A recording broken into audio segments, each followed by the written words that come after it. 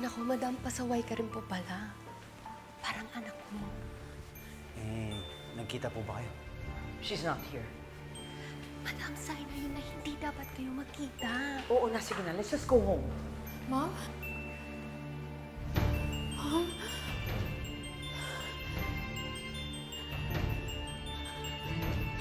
Mom?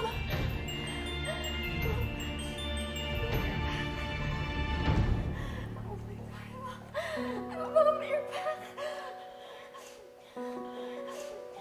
Excuse me. Excuse me. Sino ka? Mami, ako to. Ako to si Zoe.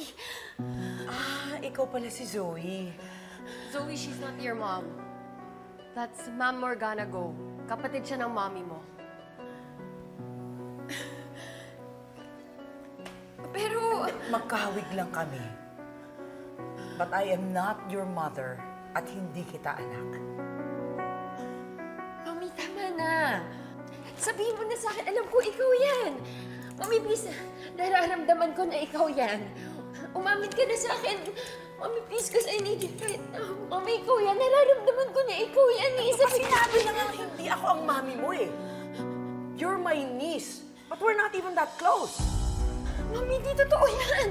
Ano ba ikaw to? Ikaw talaga to. Sinabi nang hindi kita anak. Go! Ma'am Morgana!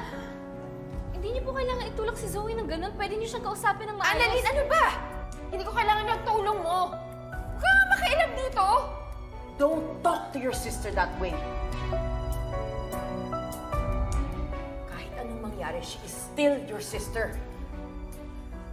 Magpasalamat ka nga na nagkakilala kayo ng kapatid mo. Ako, I never got a chance na makilala at makasama si Moira.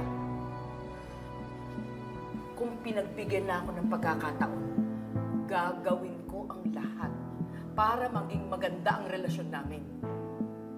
Kahit na ilang taon na ang nawala sa amin. Nakakalungkot namang isipin na ganyan ang ugali ng pagkaisa-isa kong pamangkin. Mami, hindi mo ako pamangkin. Anak mo ako, Mami. Ano ka ba?